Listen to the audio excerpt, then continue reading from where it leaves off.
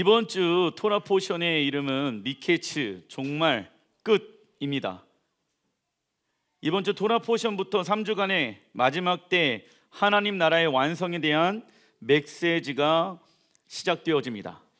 창세기는 마지막 때를 보여주는 무엇과 같은 것입니까? 예언서와 같은 것이며 처음을 알아야 끝, 요한계시록을 풀어낼 수가 있다.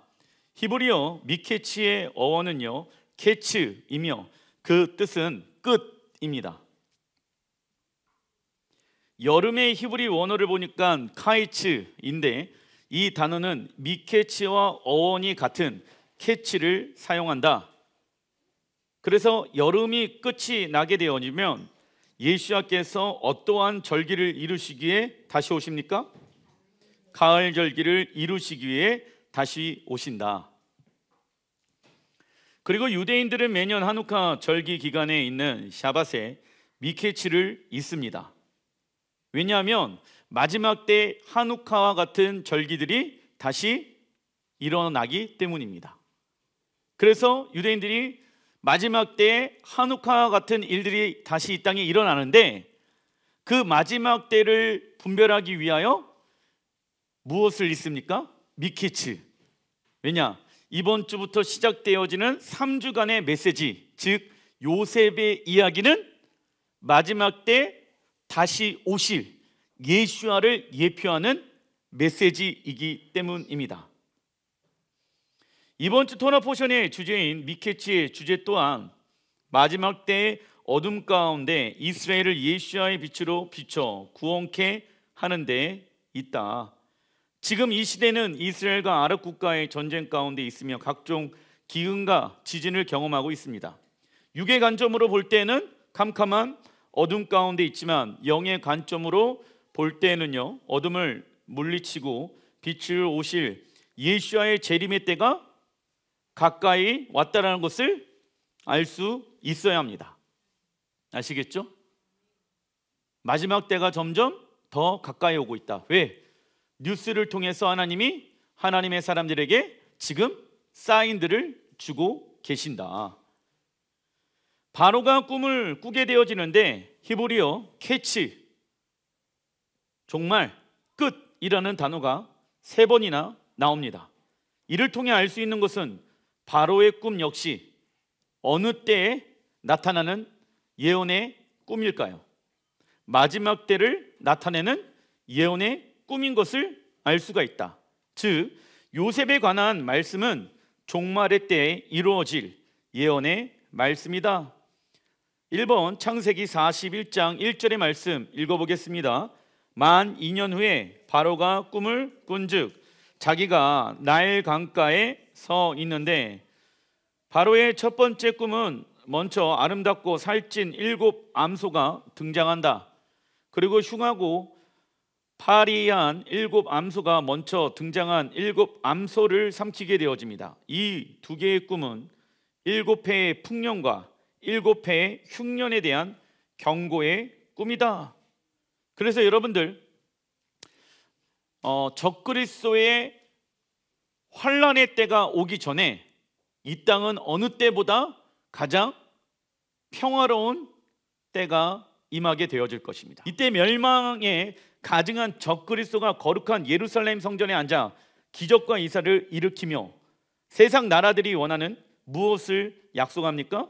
평안과 안전을 약속하는 거짓 평화 조약을 맺을 것이며 많은 이들을 미혹해 할 것이다. 여러분들 예수께서 예루살렘에 재림하시기 전에 예루살렘에 누가 앉게 되어집니까? 적그리스도. 그러면은 그 성전이 예루살렘인데 그 성전의 이름이 지금 시대에는 제3성전이 되어질 수 있다고. 그래서 유대인들이 그 3성전을 만들려고 하는 이유는 여러분들 적그리스도가 그 자리에 앉을 때가 오기 때문입니다. 근데 본인들은 그 적그리스도를 누구라고 얘기합니까? 메시아라고 이야기한다고. 그래서 지금의 이스라엘과 아랍 국가의 전쟁을 평화 조약을 맺으면서 이 땅에 역사상 없었던 평화가 풀어지게 되어진다고.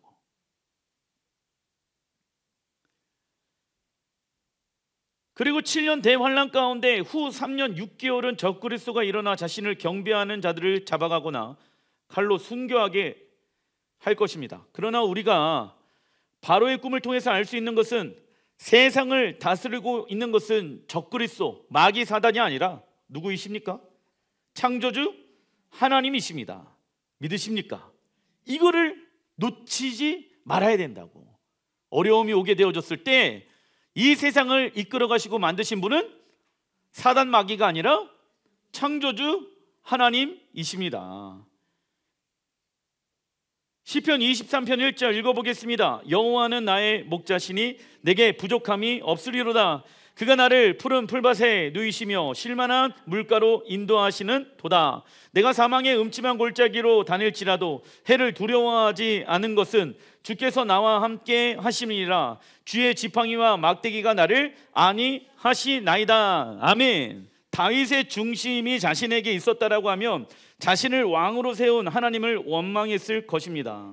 그러나 다윗은 왕으로 세워지지 않아도, 출세하지 않아도, 사망의 음침한 골짜기를 다녀도 하나님으로 인해 부족함이 없다라고 고백하지요. 다윗이 이렇게 고백할 수 있는 이유는 무엇입니까? 세상의 것이 그가 살아가는 삶의 동기가 아니라 하나님이 그가 살아가는 삶의 동기였기 때문입니다. 이처럼 우리가 숨쉬고 살아가는 이유는 무엇입니까? 어떤 이는 자녀와 가족이 될 수 있고 현재와 미래의 안전한 삶을 살기 위해 살아갑니다. 그러나 하나님이 빠진 그의 영혼은 평안할 수가 있습니까? 없습니까? 없습니다. 그래서 생수의 강물은 누가 대신에 떠주지 못합니다. 예레미야 보게 되어지면은 생수의 근원 대신 하나님을 버린 것이 이스라엘 백성들의 죄가 되어졌다라고 말씀하고 있죠. 본인 스스로 그 생물을 떠서 마셔야 한다. 하나님과 우리의 관계도 마찬가지다. 우리는 광야에 버려져 있다가 시냇가에 심겨진 나무입니다. 시냇가에 심겨진 나무는 해야 할 것이 있지요. 뿌리를 시냇가에 내리는 것입니다. 그래서 마지막 때 적그리스도가 우리를 핍박하고 우리의 인생 가운데 가장 추운 겨울이 찾아오더라도 하나님께서 여기까지 인도하셨고 앞으로도 인도하실 것을 믿으며 벅찬 기대감과 소망함을 가지고 살아가야 합니다. 이러한 예행 연습이 되어야지 이때를 맞이하여 믿음으로 살아갈 수가 있다. 그리고 요셉은 총리가 된 이후에도 약 9년 동안 아버지 야곱에게 자신이 애굽의 총리가 되었다는 소식을 전하지 않았습니다. 왜냐하면 요셉은 감정과 그리움에 의해 움직이는 자가 아니라 무엇에 의해 움직이는 자입니까? 하나님의 꿈, 하나님의 비전, 하나님의 언약, 하나님의 말씀에 의해 움직이는 자였기 때문이다. 그래서 요셉은 하나님께서 말씀하실 때까지 형제들을 향한 미움과 감정과 생각을 무엇하였다? 히브리 언어로 수루, 제거하였다. 그리고 인내의 시간 속에서 무엇을 놓치지 말아야 합니까? 하나님의 언약이겠죠. 말씀, 꿈, 비전이죠. 이처럼 하나님 나라의 꿈을 가진 자들은 그 꿈으로 인해 큰 미움과 고통을 받을 수도 있다. 우리 또한 마찬가지예요. 성경에서 나와 있는 그 언약의 땅, 약속의 땅이 회복되어져야 됩니다. 하나님이 아브라함에게 말씀하셨고, 그리고 또 이삭에게 말씀하셨고, 야곱에게 말씀하셨고, 요셉에게 말씀하셨던 그 하나님 나라의 꿈과 완성을 우리가 만약에 받았다라고 하면은 우리는 우리 주변에 있는 믿는 이들에게 무엇을 받을 수 있다? 큰 고난과 역경을 경험할 수도 있다라는 거예요. 요셉이 여러분들 어렸을 때 꿈을 보죠. 볕 집단이 요셉을 향하여 경배하고 해와 달과 별들이 요셉을 향하여 경배하잖아요. 그래서 그 안에 담겨져 있는 마지막 때 예수아가 모든 열방들의 왕이 되어질 것이며 이스라엘의 모든 민족들이 예수아께 경배되어지는 환생의 꿈 아니겠습니까? 그런데 그걸 다듬어야 되는데 그 언약의 꿈과 비전과 환상들을 하나님의 말씀과 기도로 다듬어 가면서 그 꿈을 지켜나가야 되는데 요셉이 무엇부터 하기 시작합니까? 자랑하기 시작했다고. 그게 문제였다고. 내 꿈은, 내 이런 꿈을 받았어요, 이런 환상과 계시를 받았어요. 그 말하는 게 중요한 게 아니라 그걸 가지고 그것이 나의 것이 되어질 때까지 기도하면서 그걸 지켜나가야 되는데 그 연약함이 결국 그 요셉을 팔아 넘기게 되어졌다라는 것입니다. 우리가 큰 미움과 고통을 받더라도 우리는 이러한 시간들을 통하여서 하나님의 사람으로 정결케 되어지는 시간들을 가져야 합니다. 그리고 바로의 꿈은요, 누구의 꿈과 연결되어져 있을까요? 요셉의 꿈과 연결되어져 있다. 요셉의 첫 번째 꿈은 11 곡식단이 요셉의 곡식단 앞에 엎드려 절하는 것입니다. 그리고 두 번째 꿈은요, 해와 달과 11개의 별이 요셉에게 절하는 꿈이었다. 이 말씀은 요셉에 의해 부분적으로 성취되어졌습니다. 그러나 요셉의 꿈은 장차 오실 재림 예수님께서 온 이스라엘에게 엎드려 절하며 높임을 받게 될 것을 보여주는 꿈입니다. 이러한 요셉의 꿈이 어떻게 이루어질 것인지 보여주는 것이 누구의 꿈입니까? 바로의 꿈이라는 것입니다. 7년 풍년이 지나고 7년 기근이 시작됨으로 인해 요셉의 꿈처럼 그의 형제들이 요셉 앞에 엎드리는 일이 일어납니다. 마지막 때에도 7년 풍년, 데살로니가전서 5장 3절에 보게 되어지면 마지막 때 그들이 평안하다, 안전하다 할 그때 가장 평화로운 풍년의 시간들이 시작되어지고 그 이후에 7년 기근, 그래서 7년 환란이라고 얘기하는 거야. 요한계시록 11장에 대환란의 시간들이 일어나게 되어집니다. 이러한 내용은 다니엘이 꾼 꿈과 연결되어져 있다. 다니엘도 꿈을 꾸죠. 근데 그 꿈의 배경이 무엇입니까? 요셉의 꿈이 되어진다고. 다니엘서 7장 25절, 지극히 높으신 이의 성도를 괴롭게 할 것이며, 하나님의 성도, 이스라엘의 하나님의 성도는 누구를 말합니까? 유대인들을 얘기하죠. 그리고 그가 또 때와 법을 고치고자 할 것이며, 때는 절기, 법은 말씀.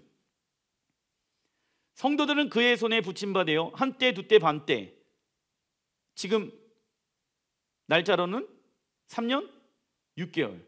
적그리스도는 사단에게 위임을 받은 능력과 권세와 왕권을 가지고 여호와의 법과 때를 지키지 못하게 공격할 것이다. 참고로 여러분들, 하나님께서 마귀 사단에게 권세와 능력과 왕권을 주신 이유는 무엇입니까? 저번 주 배웠죠? 하나님이 왜 마귀에게 권세를 주었을까요? 믿음의 사람들이 하나님의 말씀으로 인내하고 훈련되어지길 원하시는 것입니다. 왜냐? 우리에게 어떠한 이름을 허락하셨습니까? 예수와의 강력한 이름을 허락하셨기 때문에 그 이름을 가지고 무엇하라? 싸우라. 그리하면 승리한다. 승리하는 자에게 하나님은 무엇을 주신다? 전리품, 유업, 기업을 하나님의 나라로 주신다 라고 말씀하시는 것입니다.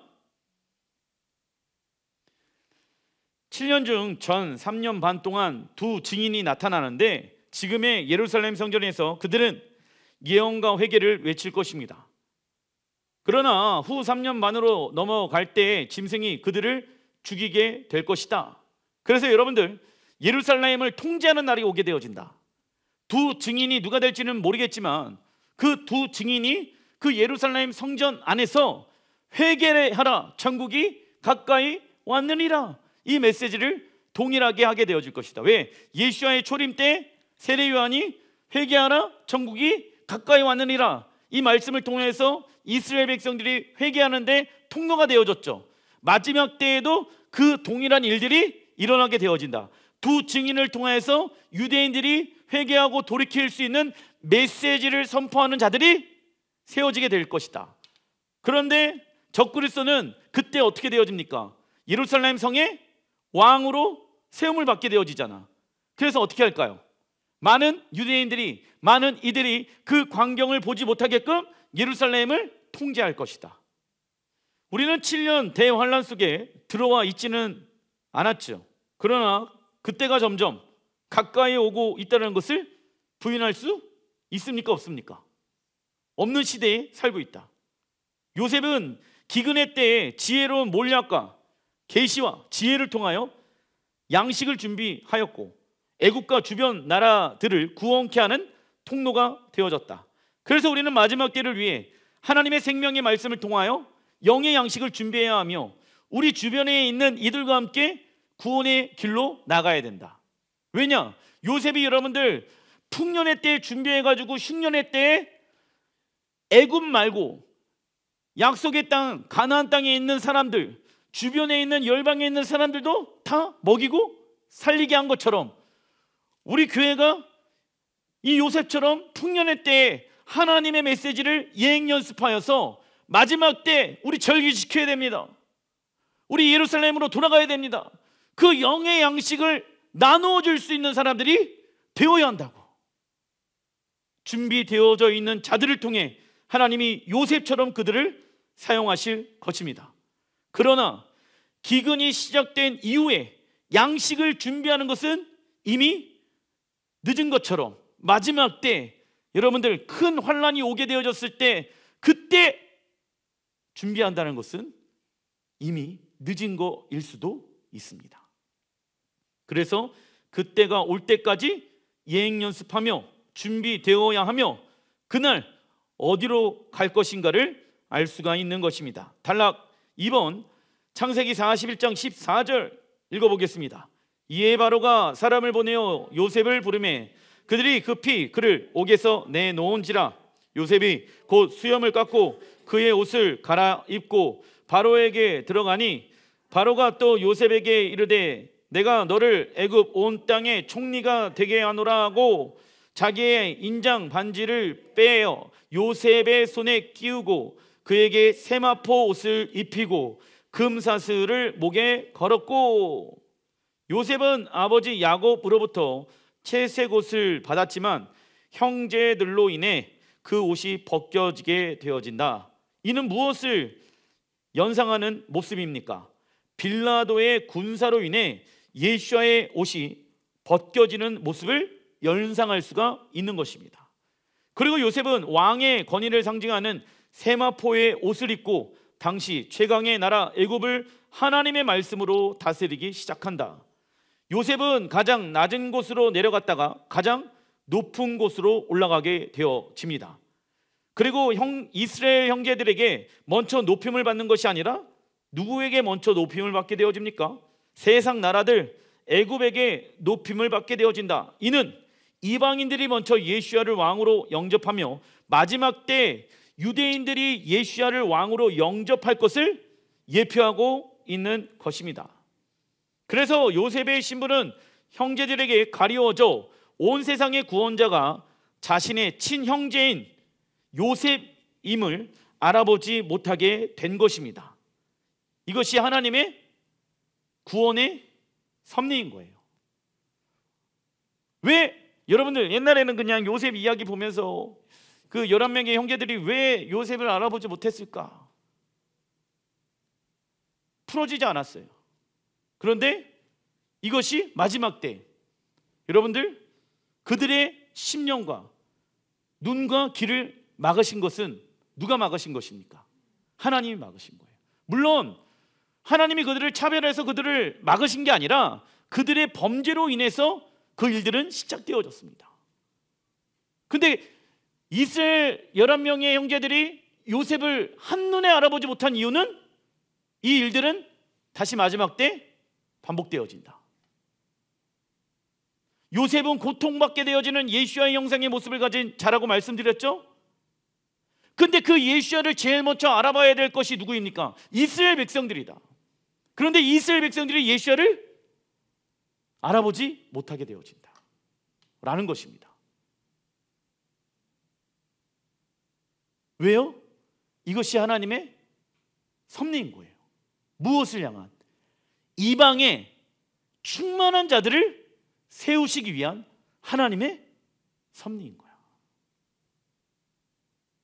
11명의 형제들에게 한눈에 요셉이 알아보지 못한 이유는 우리를 구원하고자 하는 하나님의 섭리가 이 안에 있다라는 것입니다. 이러한 사실을 알게 되어진 사도 바울은 다음과 같이 말씀합니다. 로마서 11장 8절 시작. 기록된 바 하나님이 오늘까지 그들에게 혼미한 심령과 보지 못할 눈과 듣지 못할 귀를 주셨다함과 같으니 형제들아 너희가 스스로 지혜 있다 하면서 이 신비를 너희가 모르기를 내가 원하지 아니하노니 이 신비는 이방인의 충만한 수가 들어오기까지 이스라엘의 더러는 우둔하게 된 것이니라. 그리하여 온 이스라엘이 구원을 받으리라. 여러분들, 이것을 사도 바울이 뭐라고 얘기합니까? 신비라고 얘기하잖아. 사도 바울은요 무엇을 알고 있었을까요? 요셉의 이야기를 통하여서 왜 요셉의 11명의 형제들이 왜 요셉을 알아보지 못했을까? 요셉은 우리의 죄를 구원하기 위해 오시는 예수와의 형상의 모습을 띈 사람이로구나. 왜 유대인들이 예수를 메시아로 인정하지 않고 있는가? 그 이야기가 어디에 반복되어진다? 요셉의 이야기에 반복되어지고 있다는 것을 아는 거예요. 이걸 뭐라고 얘기하는지 아세요? 신비라고 얘기하는 거야. 유대인들이 왜 이렇게 강팍하게 되어져서 예수를 메시아로 인정하지 못한 이유가 어디에 담겨져 있다? 어디에 숨겨져 있다? 어디에 신비롭게 담겨져 있을까요? 요셉의 말씀에 그 신비가 담겨져 있다는 것을 사도 바울이 알게 되어진 것입니다. 사도 바울이 말하는 신비로운 일은 무엇입니까?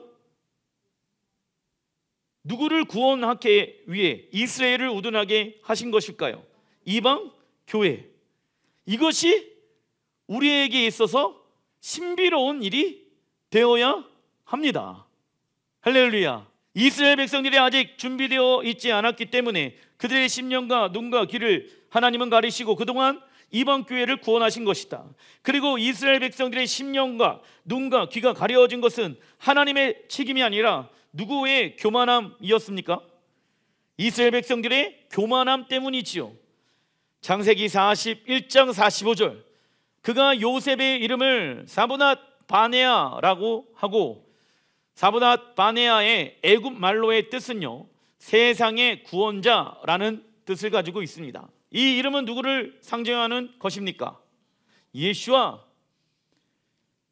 요셉은 바로에게 애굽을 다스리는 권세를 받게 되어집니다. 이는 바로의 아들과 같은 자가 되어 나라의 정권을 위임받은 통치자의 모습인 것이죠. 그래서 이러한 모습은 예수와께서 하나님의 아들로서 모든 정권을 위임받은 모습과 동일한 모습인 것입니다.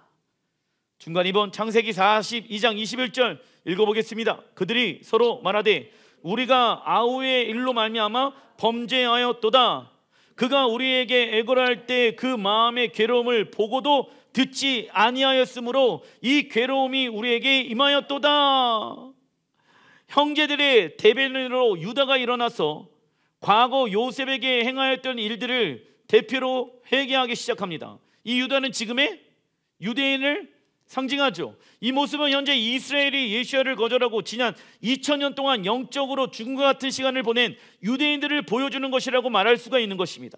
그래서 마지막 때 요셉을 상징하는 예수야를 거부하고 죽인 것에 대한 이스라엘의 국가적 회개와 회심이 일어나게 되어지는 것입니다. 그런데 누가 대표로? 예수야가 우리의 주이십니다.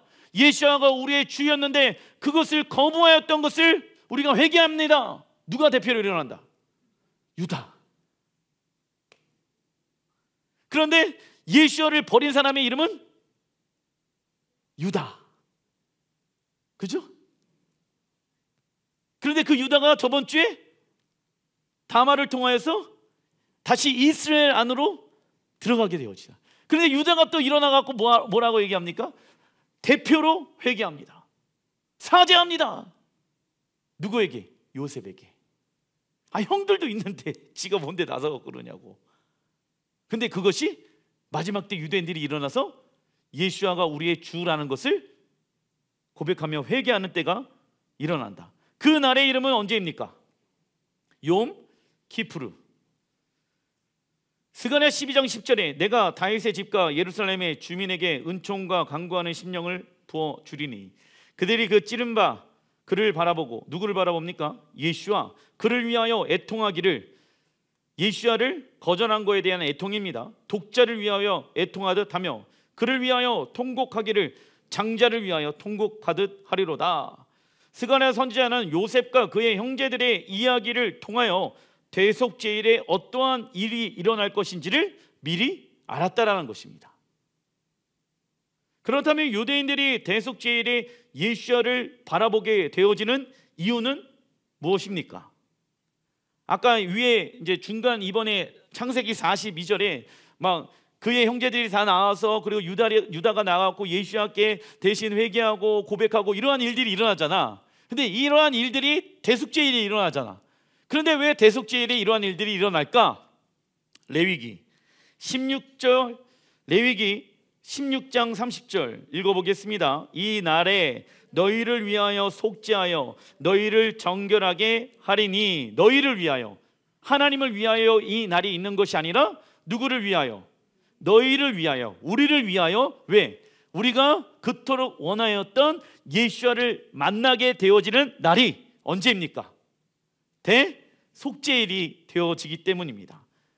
읽어보겠습니다. 너희의 모든 죄에서 너희가 여호와 앞에 정결하리라. 이는 너희에게 안식일 중에 안식일인즉 너희는 스스로 괴롭게 알지니 영원히 지킬 규례라. 지성소를 속죄하며 회막과 제단을 속죄하고 또 제사장들과 백성의 회중을 위하여 속죄할지니 이는 너희가 영원히 지킬 규례라. 이스라엘 자손의 모든 죄를 위하여 1년에 한 번 속죄할 것이니라. 안식일 중에 안식일은 언제를 말합니까? 1년에 한 번 지성소에 들어가 누구를 만나는 시간입니까? 신랑 하나님을 만나는 시간. 이 날이 언제입니까? 대속죄일이 되어지는 것입니다. 이처럼 멜기세덱의 반차이신 대제사장 예수와께서 유대인과 열방의 교회들을 만나기 위해 이 날을 선택하신 것입니다. 그리고 안식일 중에 안식일의 뜻은 무엇을 말합니까? 아버지의 집으로 돌아가는 무엇이 끝나는 것을 말할까요?